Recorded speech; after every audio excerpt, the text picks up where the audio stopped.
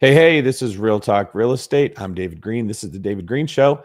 We've got a good show for y'all today. Today, we're going to be talking about everybody's favorite topic. Actually, nobody's favorite topic, but everybody is talking about it. It is dominating the news cycle. It is all over social media.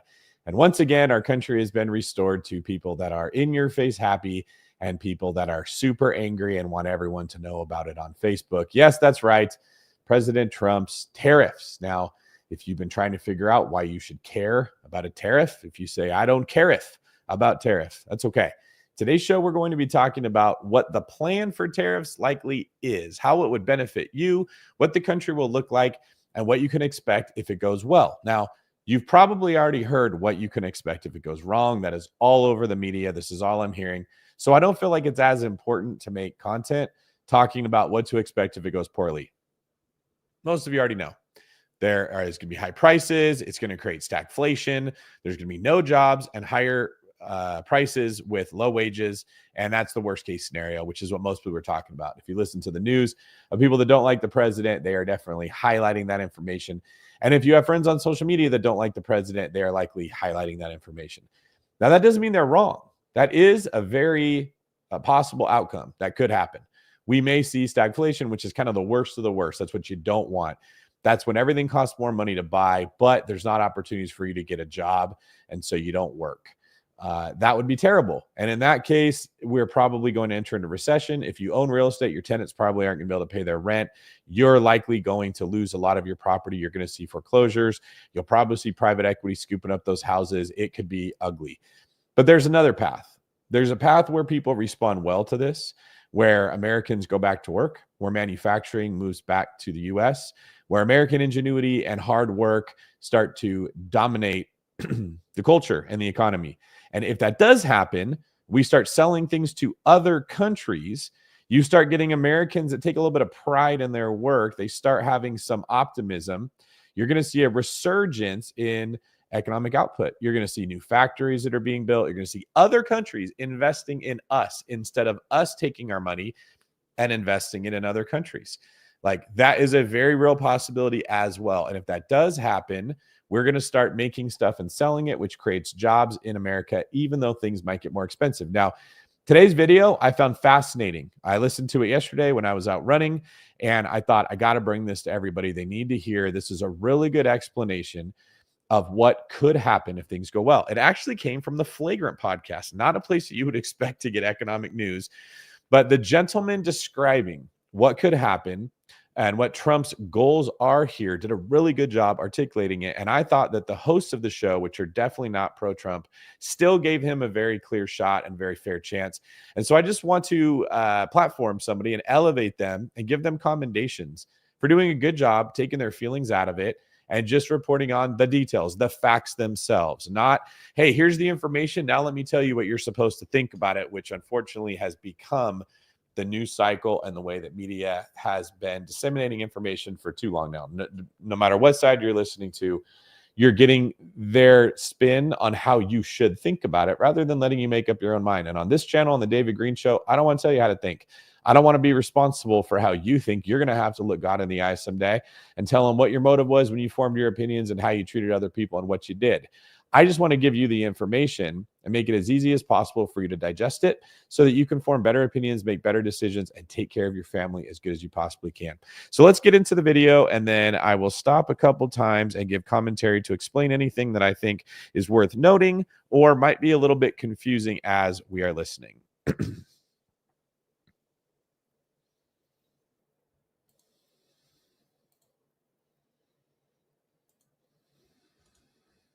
That basically Yellen and Biden just kind of put on the front end. It's called the front end of the curve, like these 1-year maturities or whatever. They got to figure out how to push it out 10 years, 12 years, as far as possible. And so that's going to be a very complicated task. And so they benefit from the lower interest rate. And to your point, what tariffs did was it shocked the stock market.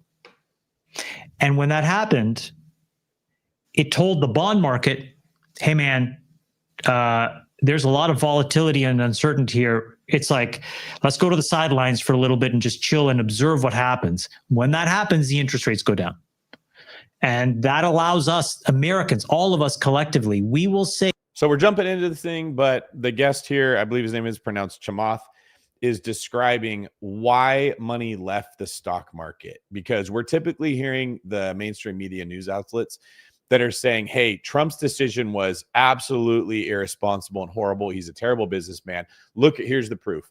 The stock market collapsed. We're going into calamity. Chicken Little, the sky is falling.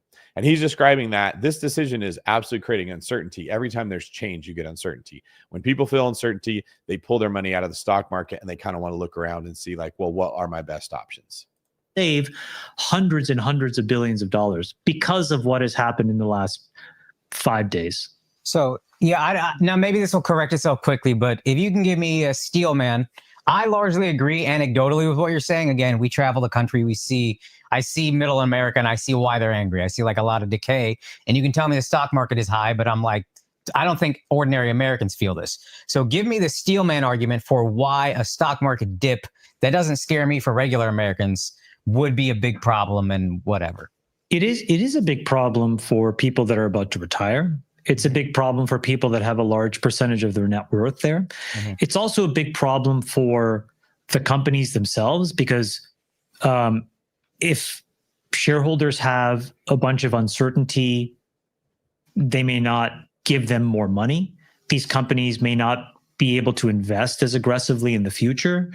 So it's not like it's not without pain. I want to be clear, like you're right, like there's no free lunch anymore. You know what I mean? Mm-hmm. Like this is like big boy pants time.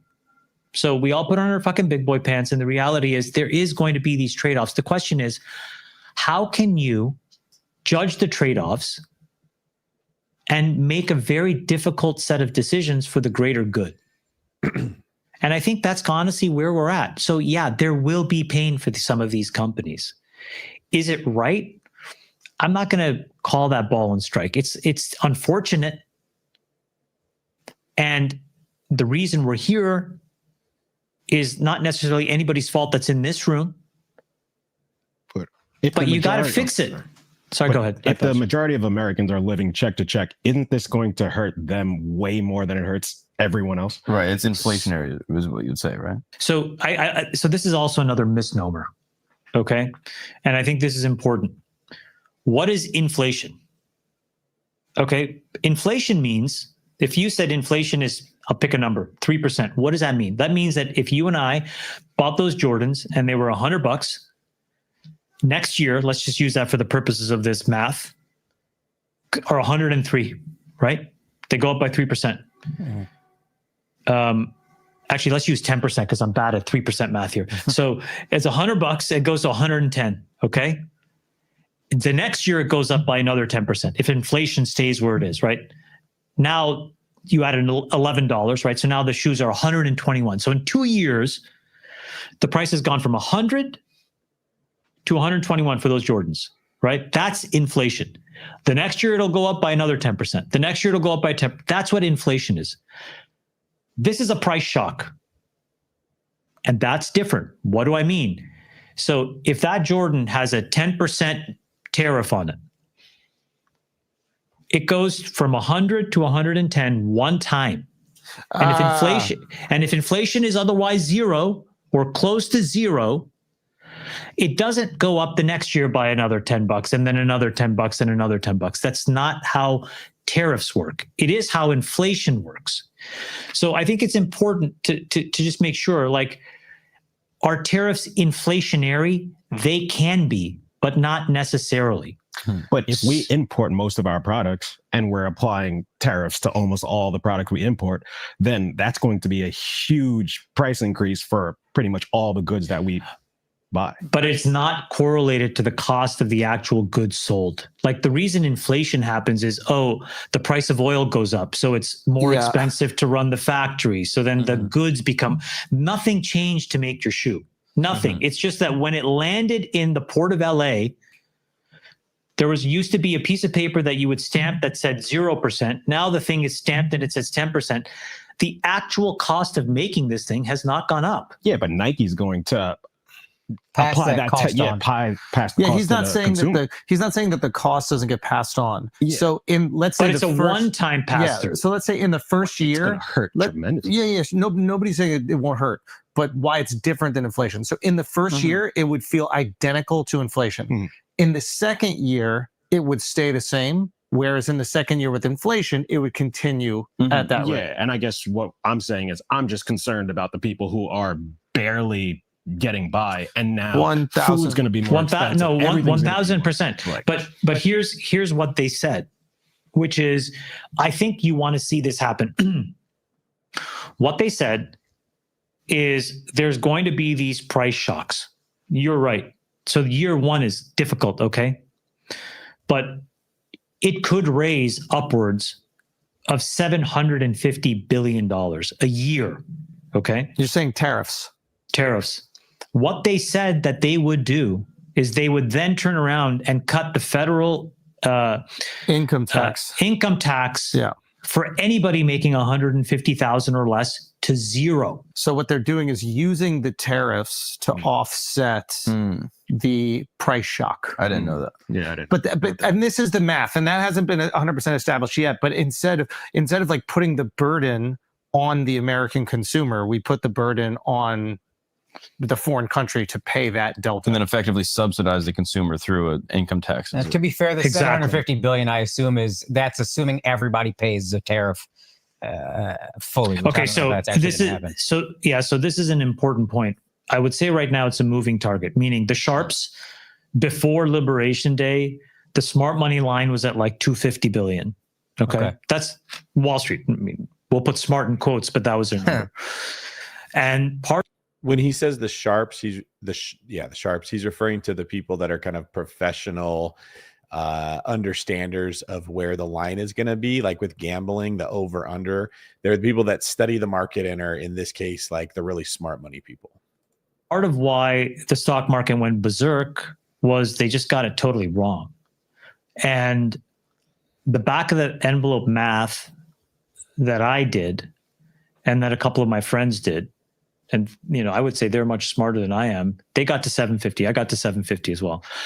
Howard Lutnick, who's a commerce secretary, said like anywhere approaching 750, we have a line of sight to be able to cut income taxes to zero for anybody making 150 or less. Oof. Yeah, that'd be great. I mean, So we're in the magic zone here, guys. So here's you the know thing. what I mean? So there's a perfect example. Like, there's all this conversation about the midterms right now. Trump tanks the stock market. People get screwed over by what some people calling inflation, but like the price shock.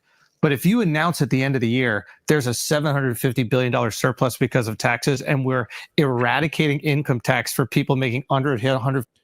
Now, this isn't to toot my horn, but this is one of the things that I said early on, if you were following the channel, about one of the upsides of tariffs is they're frequently referred to as a tax, which they are.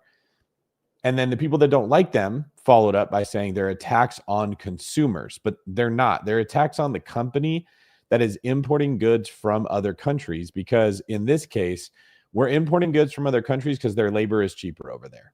They don't have the OSHA regulations that we have. They don't have minimum wage. They don't have good working conditions. They don't have environmental protections put in. America is pretty bougie when you compare us to other countries with the way that we have laws that protect our people. Well, that makes it more expensive to hire Americans, if we're just being completely candid here. It's Real Talk Real Estate. This is Real Talk Tariffs.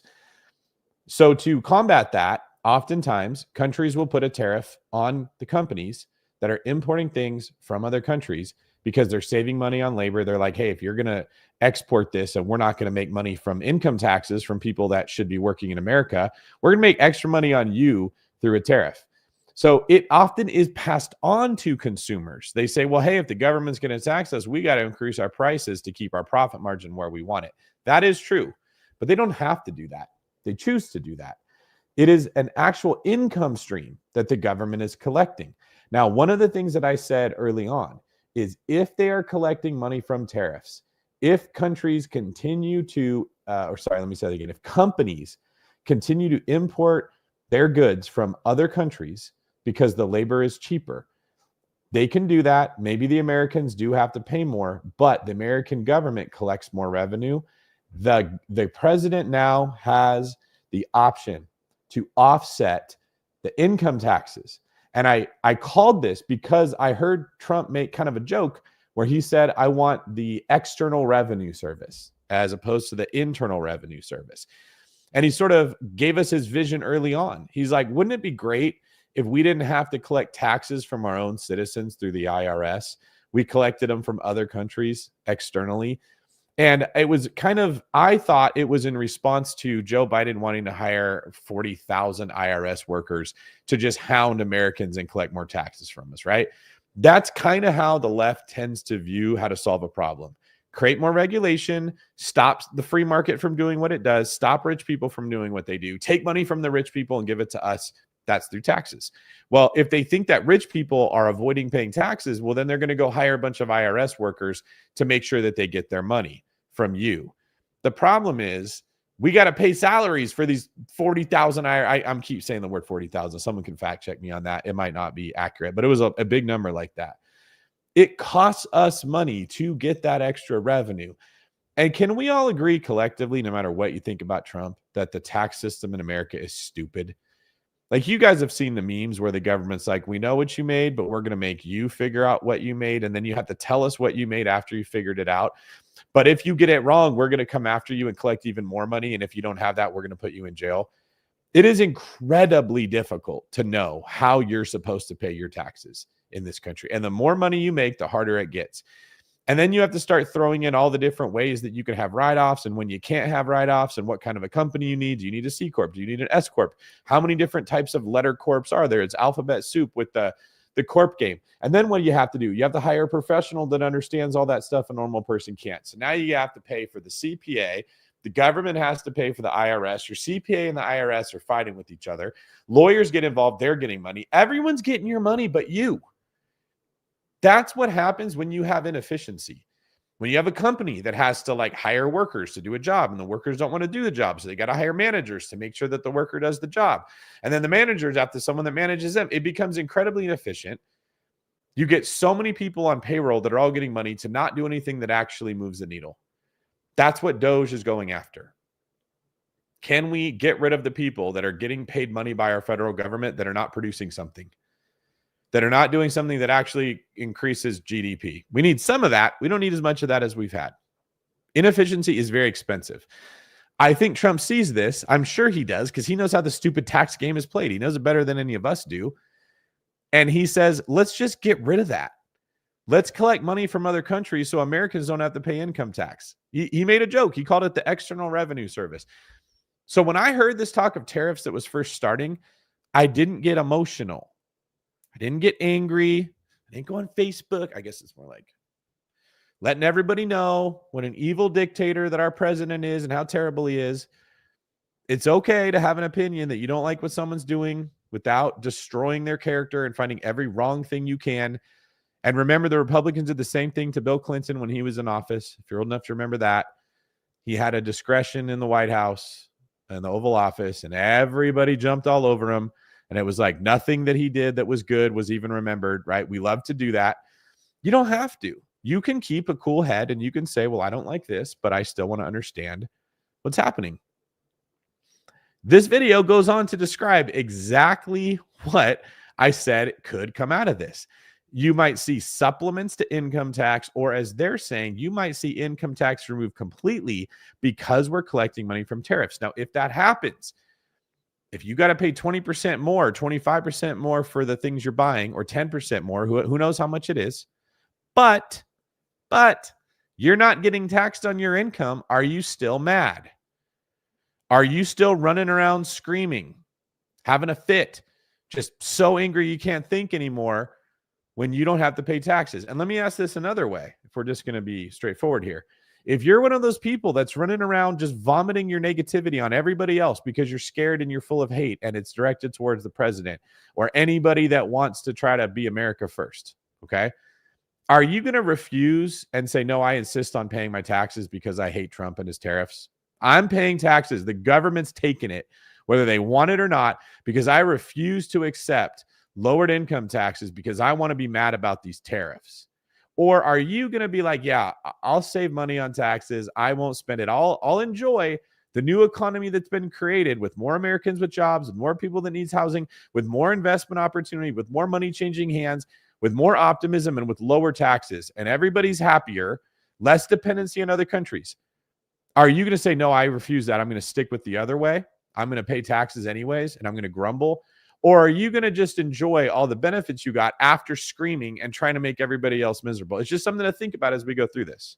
For $50,000, midterms are going red. I mean, bro, forget midterms. They'll want Trump for the third term. I mean, you know what I mean? But would there be a surplus if we're in so much debt?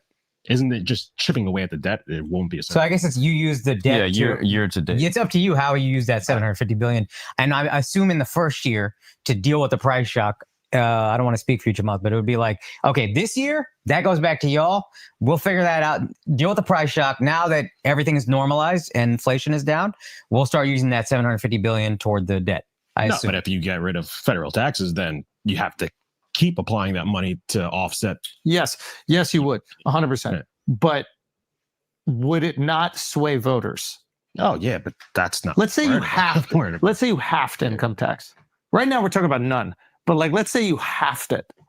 Hey, your income tax is going to be 50%. What if your tax guy came to you and was like, "Yo, I got a way to get your income tax down to like 50% of what you normally would pay"? What he already does now. No, I get what you're saying. Is this a long-term sustainable solution? Will this actually chip away at the debt long term? Is what Al's asking. Yeah. How can tariffs chip away at the debt? I think, Al, the longer term, we need growth in America. How do you really chip away at this problem? You need to make more money. So I think saving money is good, but you need to make more money. How do you make more money in America? We need to have more people working and getting paid more money. And the way to do that is we need the kinds of industries that create enough value where you're willing to pay these folks more money. So like, you know, if you could go to a trade school and work for a utility and make, 80, 90, 100, whatever, 110K a year. And again, this goes back to the domestic policy that they have to get right, and be able to buy a house and send your kid to a school where they're not going to get, fucked up in the head. They can get like a good, decent education. I think like that's how you generate way more value in the United States so that you can really start to chip away at it. Now, the other way that we will chip away at this is what Elon is doing with Doge, because that is just rampant money going out the door. That is our American hard-earned tax dollars that were taken from our pockets to siphon it into all kinds of places that you didn't know were going there. And what they're doing is just shining a light on it and saying, is this what we really want? Did we want 50 billion here and 10 billion there? And it all adds up, billion here, billion there. Turns out it adds a up. little suspect if like he's chipping away at that stuff, but then he's still getting government grants for Tesla and SpaceX and all this stuff. Bro, can I just set the record? Okay, he's a friend of mine, so whatever, I'm biased, but let me just set the record straight. He got a $500 million support for Tesla during Obama. He paid that back early. He paid it with interest, and he paid it with an early prepayment penalty. This is in response to criticism that just came towards Elon Musk. I hear this a lot in the news. I don't think it's without merit. There could be some merit there. But people will often, as soon as it looks like something might be working, they'll be like, yeah, well, the only reason they did it is because fill in the blank. It's once you're consumed with hatred, it's very hard to see objectively. It's one of the reasons I talk about like where you're at in your faith walk. If you're forgiving people, if you're holding on to bitterness, if you're trying to control others, it makes it very hard for you to get the best out of yourself, which makes it really hard for you to actually become wealthy, because building wealth is a result of providing value, and you can't provide value when you're full of hate. So you'll hear people say, well, the only reason that Elon Musk did this was because he wants Tesla shares to go up, or the only reason Trump's doing this is because this is going to build his wealth somehow. And it's a way of discrediting if it's actually working. And so this is a response to a comment that one of the guests made, which frankly, I don't think contributed to the conversation. It just shows the bitterness of, I don't like that this is working because this is coming from the political party that I don't agree with. Okay, so I just want you to know that is the facts. Yes, he got $500 million, but the other fact is this is the only person I've ever heard of in my life who's actually gotten some form of subsidy from the government, paid it back on time, actually ahead of schedule, with interest, with a prepayment penalty. So whatever you think of the guy, I just want you guys to know that is the actual facts of what happened in the early 2010s. And what did it do? It revolutionized our even awareness of all this stuff. Meaning, if Elon had not created these electric cars and all of that technology, we would be even further behind today. Like you gotta see, like you gotta appreciate what this guy does. You can go to Gigafactory. I remember we had the opening party of the Gigafactory, and it's like outside of Reno somewhere or whatever. Like, I don't know, it was in Nevada. We drove there. I have this video of me driving thing. It's like 50, 60, 70 seconds, man, of just like, or maybe even longer. The factory literally takes raw material, like shit that comes in on like train conveyor belts, and out pops the Model Y. On the other end of it, you're like, how does somebody? So, and in a moment where the whole world was going berserk, and Obama felt like, which, I give him a real solid for this.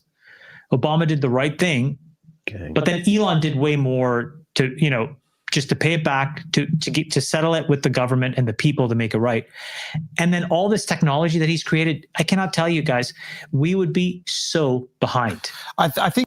All right, let's take a minute to look at the comments here before we let the conversation continue. You guys, let me know if you're watching this. Do you like this type of content? Are you enjoying this conversation? And are you surprised by some of the stuff you're hearing? JJ Mofo says, Trump himself is not very intellectually curious. His policies are not coming from him. You can think Trump is an idiot, but also feel confident that his team understands the problem. That's a very solid point. I don't know if Trump is an idiot, but he could be. And as long as he's got smart people around him, that's all that matters. If your head coach doesn't know basketball that well, but his assistant coaches are brilliant, give him really good advice, and he just picks the right advice, the team's going to do well. And you should be on Team America regardless of who the coach of the country is at any given time. Devin says, thank you for working hard to have good civil conversations about the future with us. Michael says, as long as Mr. Trump doesn't tariff my Airbnb, he's good with me. Do what you got to do, big dog. Jennifer says, glad to hear someone put a positive spin on this. So much negativity out there. Some are so stressed it is physically affecting them. A clear, calm voice in the midst of the storm. Some people will have to start buying cheaper shoes. Problem solved. LOL. We all just need to make smarter purchases. Do I need Jordans or can we wear Walmart shoes? This is an intellectual conversation I had with somebody the other day. They were like, what am I going to do? Everything's going to be more expensive. And I said, okay, let's play this out. You're really angry. What if this means we buy less stuff? What if I wear the same clothes longer before I buy new clothes because they're more expensive and I'm not addicted to new things that are cheap? What if I don't need a whole new wardrobe every single season for the new fashion sense? What if we don't throw shoes away every time they get a scuff on them because we can get another pair for $55? Now they cost maybe $150 for the same shoes. Is that the end of the world? What if we don't rely on swag and drip to express ourselves, because that's kind of what we've turned into in a lot of ways, and instead we rely on character and heart to express ourselves? What if you have to have communication with someone, articulate yourself verbally, or let your actions speak for who you are and what you believe instead of your clothes and your car and the music that you listen to? Have you guys noticed how superficial the culture has become in a very short period of time of extreme wealth? It's all about how you do your makeup and how you do your hair and what kind of clothes you're wearing that shows who you are. Social media has dominated how we relate to and judge other people. What if we lived in a world where things were more expensive and we spent more time working and less time trying to become a famous celebrity on social media? Is that the end of the world? Are we going to be mad about the end result in 5 years if that's what happens? If we become less vapid, less shallow, and we have to put more effort into treating other people good, serving other people to become valuable to them, instead of trying to become attractive and arouse feelings of like attraction and lust in other people to get them to like us, right? What if you have guys that worry a lot less about how they look and what kind of sunglasses they're wearing and what color their Bugatti is, and we have men that become a lot more interested in being useful, how to fix things, how to protect their families, how to recognize when somebody else needs help and provide it to them. And that's what women find attractive. Instead of, oh my gosh, look at his drip. He's wearing jeans that cost $700. I like that guy. I don't think that that's the end of the world, if that's the direction that the country takes. I think that I don't know if anybody here is critical of the technological advancements or the investment in the future of America's manufacturing and like engineering programs, like keeping us competitive 100%. I do think it's fine to like look at certain things and be critical of Elon in the way that maybe Doge could potentially benefit him or not. But I think it's okay to look at that. The question here is, though, if Doge finds a way to create savings, much to the chagrin of many people, but if it do find a way to make savings and those savings offset that money that the tariffs were going to pay, then the savings can go to the debt. The savings can go to the debt, right? And then you have tariffs offsetting the income tax. And now you have no income tax and you are chipping away at debt. Yeah. I mean, look, we're all in agreement of this. This is a very optimistic Theoretically, view. it's great. Yeah, theoretically, it's great. Now, could you also give us the pessimistic view on all of this? Yeah. So let's take the other side. Okay, so let's start with this has